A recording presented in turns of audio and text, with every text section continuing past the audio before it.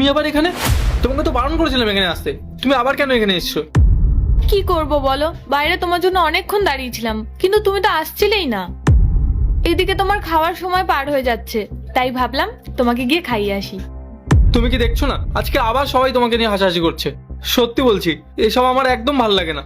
ঠিক আছে থাক, যখন তুমি এসেই বলেছো আর কি করা যাবে। দাও, টিফিন বক্সটা দাও, আর তুমি তাড়াতাড়ি এখান থেকে চলে যাও। দাঁড়াও রামু, তোমাদের সবার সামনে আমি আজকে কিছু কথা বলতে চাই। তোমাদের মধ্যে বেশ কয়েকজন রামুর স্ত্রীকে অনেক অপমান করেছো। ও ঝাড়ুদারের কাজ করে, পরিষ্কার পরিচ্ছন্নের কাজ করে, তাই নিয়ে তোমরা ওকে অনেক অপমান করেছো। তোমরা কি কখনো ভেবে দেখেছো যে একজন স্ত্রীকে তার স্বামীর সামনে এভাবে অপমান করলে তার স্বামীর ঠিক কতটা কষ্ট হতে পারে? তোমাদের কি মনে আছে 6 মাস আগে রামুর যখন কঠিন অসুখ হলো, তখন কিন্তু তোমরা কেউ রামুর পাশে ছিলে না। তখন ওর এই স্ত্রী সারা রাত জেগে ওর সেবা করেছে। ওরা তখন আত্মীয় স্বজন সবার কাছে হাত পেতেছিল, কিন্তু কেউ ওদেরকে সাহায্য করেনি।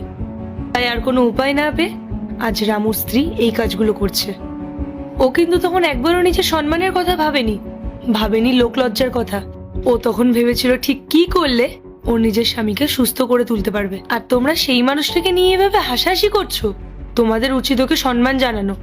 আজকালকার যুগে এরকম জীবনসঙ্গী পাওয়া সত্যি ভাগ্যের ব্যাপার। তোমরা নিজেরাই একবার ঠান্ডা মাথায় ভেবে দেখো তো, যদি কখনো তোমাদের জীবনে এরকম পরিস্থিতি নেমে আসে আর তোমাদের স্ত্রী তোমাদেরকে বাঁচানোর জন্য এই ধরনের কাজগুলো করে, তারপরেও কি তোমরা তাকে এইভাবে অসম্মান করবে?